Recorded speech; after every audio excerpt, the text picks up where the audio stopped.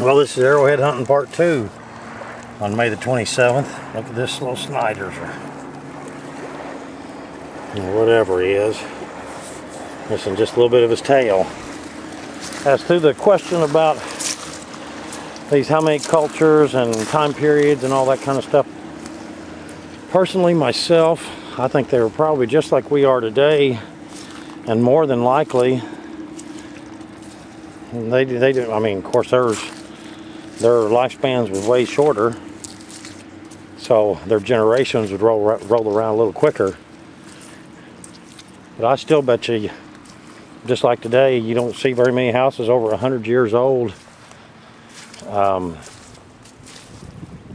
just don't see too many. People move on and go to different places, and back then, you know, they would have had the whole world to themselves to move on to go to wherever. So I think it's very easy to say that there could be, in a lot of them places, just one family that, and you know, there could be a couple generations of them, but more than likely, most of the time, it seems like they're just one family deal. There's no, there are usually not too many mixtures in ours around here.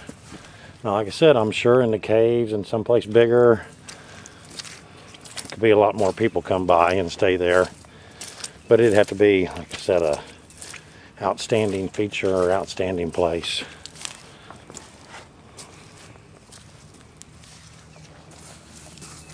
I guess I'll put this in my pocket. I was hoping to catch another one before I shut it off. I spotted a pretty awesome looking arrowhead here.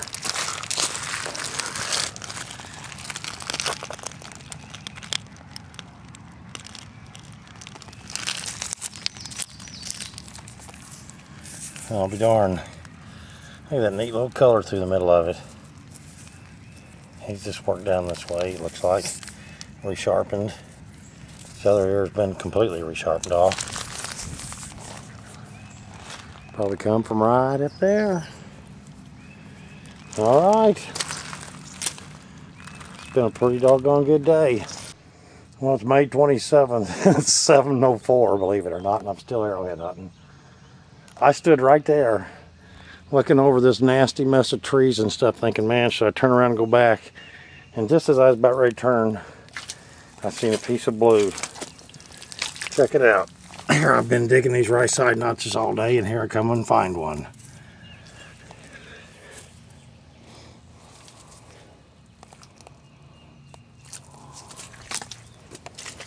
I guess I better look on through these stupid logs, although I don't want to.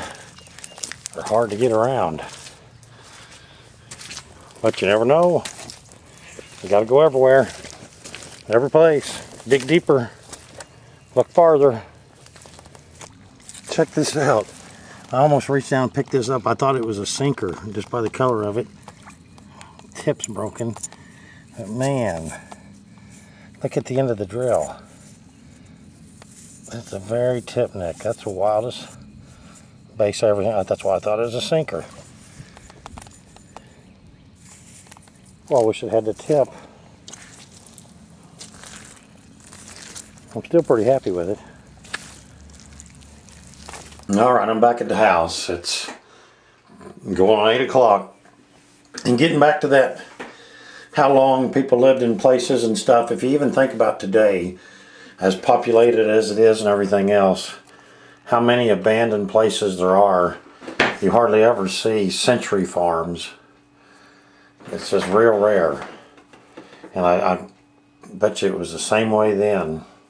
And like I said, just because somebody lived there 10,000 years ago don't mean somebody wanted to live there 5,000 years or 1,000 years ago.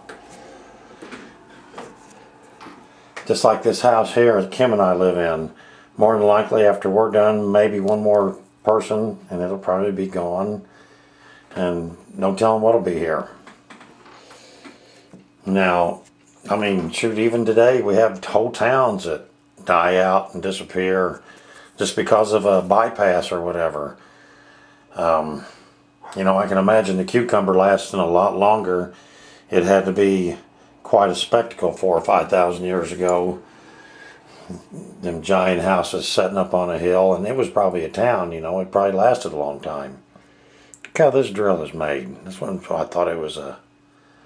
Isn't that the coolest thing? It's like they made this to stick right down inside a socket. So go like this way. But yeah, I can see where, you know, the cucumber would last a whole lot longer as a city or a town, a thriving metropolis back then, I'd say, versus a shelter with just with a house, you know, just a family or so. Anyway, there's the totality of the day. I'll get back with you tomorrow.